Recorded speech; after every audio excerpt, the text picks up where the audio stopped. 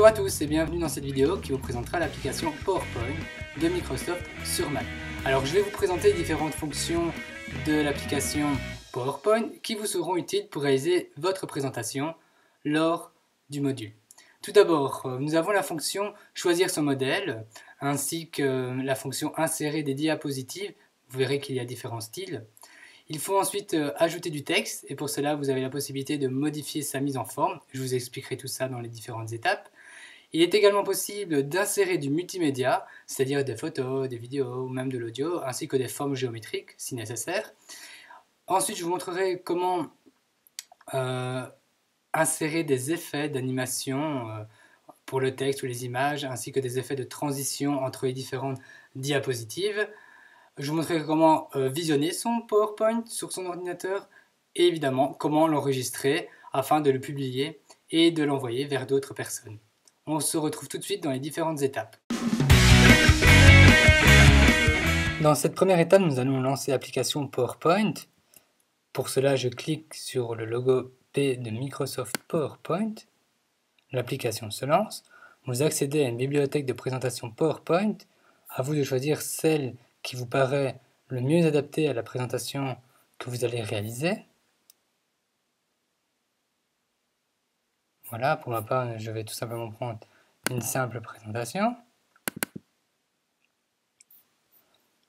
Alors, vous avez évidemment différentes fonctions. Donc la fonction qui vous intéresse tout d'abord est la fonction nouvelle diapositive. Vous pouvez évidemment choisir une nouvelle diapositive avec différents styles.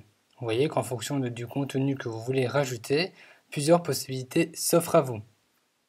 La première diapositive que nous voulons insérer est une diapositive titre.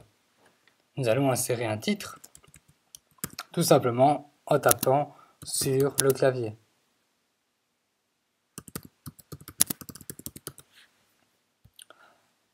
Voilà, alors vous remarquerez que si jamais vous avez envie de changer de modèle, vous pouvez cliquer sur le bouton thème et là vous allez avoir accès à l'ensemble des thèmes qui vous étaient proposés dès le départ.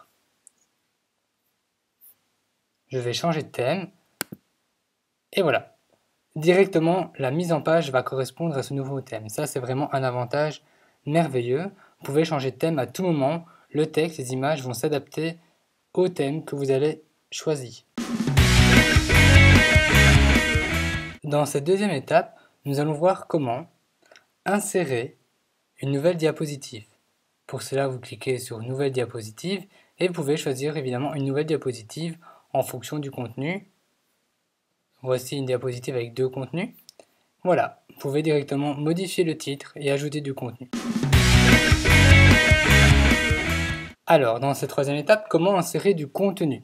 Vous avez directement accès dans la diapositive. Vous voyez que vous pouvez insérer un tableau, insérer un graphique, soit en le créant directement ici, ou soit en l'insérant depuis un tableur.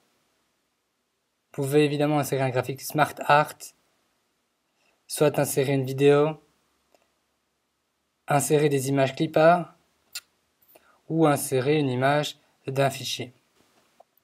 Si jamais vous avez une dia vide, comme par exemple, nous allons mettre une dia vide, titre vide, une dia où il n'y a aucun contenu, vous êtes libre de le placer où vous le souhaitez évidemment. Vous avez évidemment ici, au-dessus, insérer. Vous pouvez insérer du texte, soit en zone de texte, en WordArt, différentes possibilités, soit insérer une image, bibliothèque, navigateur, insérer une forme, toutes les formes classiques comme dans Microsoft Word. Vous pouvez évidemment insérer aussi des médias, tels qu'une vidéo, un navigateur audio, soit enregistrer un audio, comme lorsque je suis en train de le faire maintenant devant vous lors de cette présentation. Alors nous allons essayer d'insérer du texte. Voilà, nous pouvons cliquer, nous pouvons insérer du texte dans la diapositive.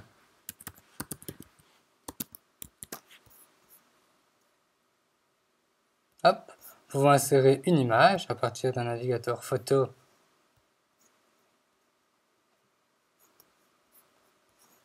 Par exemple, ou même une image à partir d'un fichier. Pour cela, Il suffit de choisir image.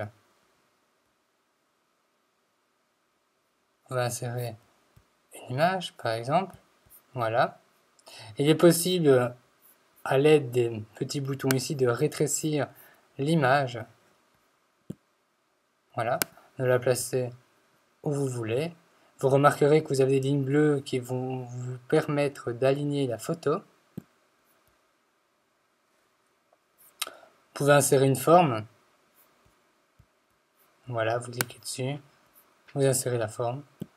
Et vous pouvez aussi la modifier, en faire un rectangle, ou même en faire un carré plus petit. Toujours, vous pouvez déplacer la forme où vous le souhaitez sur la diapositive. Vous pouvez insérer un média, donc vous pouvez insérer des vidéos. Par exemple, vous pouvez insérer des vidéos, comme par exemple la première vidéo que j'ai réalisée tout à l'heure.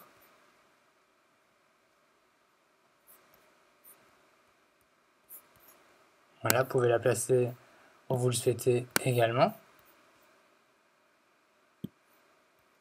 Voilà. Comment ajouter différents effets d'animation? Donc vous avez différents éléments qui sont sur la diapositive. Eh bien, il suffit de cliquer sur le bouton Animation, de cliquer sur un élément que vous voulez insérer, par exemple le petit carré vert. Vous voyez que vous avez des effets d'ouverture, des effets d'accentuation ou même des effets de sortie. Il est possible de modifier la trajectoire lorsque l'objet apparaît. Nous allons faire simple.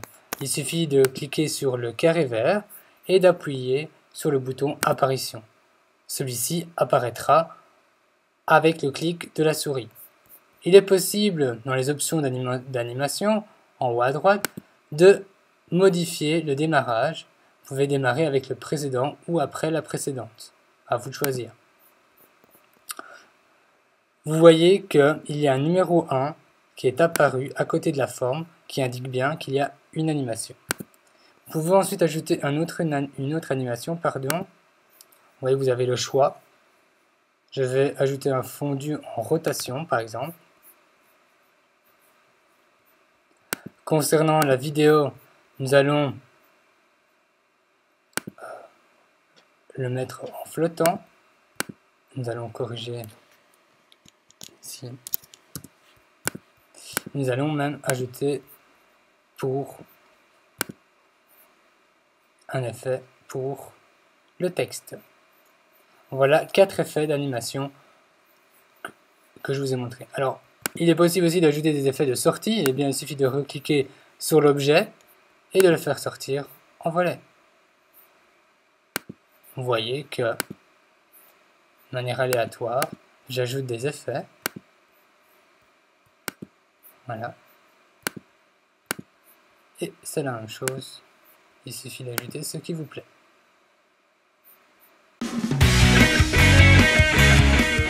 Je vais vous montrer dans cette étape comment réaliser des transitions entre les différentes diapositives ou slides de votre PowerPoint. Vous voyez qu'ici j'ai 4 diapositives. J'aimerais bien avoir des enchaînements, des transitions entre ces diapositives. Pour cela, je clique sur le bouton Transition et vous voyez que vous avez toute une série de possibilités pour réaliser cette transition. Je vais ajouter une transition simple, un fondu. Vous remarquerez qu'ici, en dessous du numéro, vous avez l'effet d'animation qui vient s'inscrire et qui vous indique bien que vous avez ajouté une animation de transition pour la diapositive numéro 1.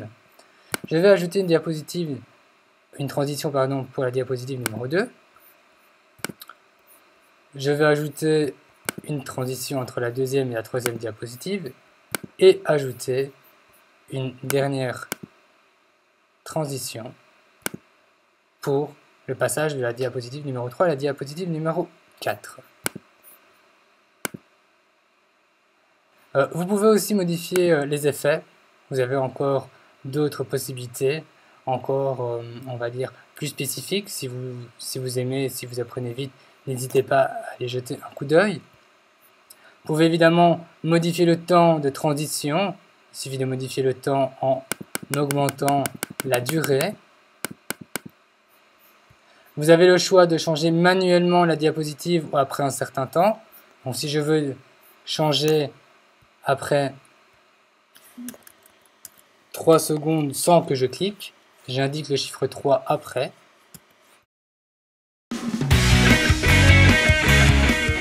Je vous avais précisé aussi qu'il était possible d'ajouter par exemple des graphiques Smart Art, d'ajouter des graphiques depuis Excel par exemple, ou même d'ajouter des tableaux. Je vous laisse découvrir ces différentes fonctions. Elles sont simples d'utilisation, comme pour l'application Word de Microsoft, c'est identique. L'interface est aisément manipulable en quelques secondes. L'avant-dernière étape consiste à valider ce que vous venez de réaliser comme présentation et de voir ce que cela donne sur grand écran. Vous avez plusieurs possibilités. D'abord, vous pouvez cliquer ici en bas à gauche, là où c'est indiqué diaporama, ou alors vous pouvez aller aussi dans l'onglet diaporama en haut et cliquer sur tout simplement play, démarrer le diapositive à partir de la diapositive actuelle. C'est ce que nous allons faire maintenant pour justement observer les différents effets et différentes transitions que nous avons ajoutées dans notre PowerPoint.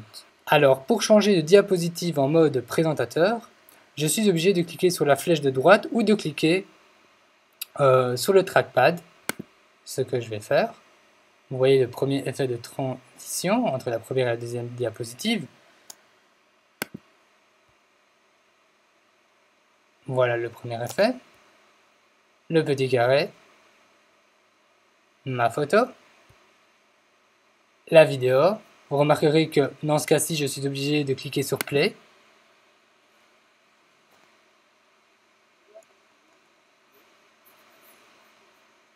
Alors vous n'avez pas de son, c'est tout à fait normal parce que j'utilise un micro, donc il n'y a pas de diffusion sonore de cette vidéo. Je clique à nouveau pour faire disparaître les différents éléments. Et une fois que la présentation est finie, nous revenons au point de départ dans l'application PowerPoint qui n'est plus en mode plein écran. Dans cette dernière étape, comment enregistrer votre PowerPoint? Eh bien tout simplement, vous allez cliquer sur la petite disquette et vous pouvez indiquer un nom. Présentation 1, vous pouvez l'enregistrer où vous le souhaitez. Moi, je vais l'enregistrer sur le bureau. Vous avez la possibilité de choisir le format dans lequel vous souhaitez enregistrer votre PowerPoint. Je vais tout simplement laisser le format PPTX, qui est le format traditionnel classique depuis 2010. Et je clique sur le bouton Enregistrer. Mon PowerPoint vient de s'enregistrer. J'ai le titre Présentation 1 qui est indiqué pour mon PowerPoint.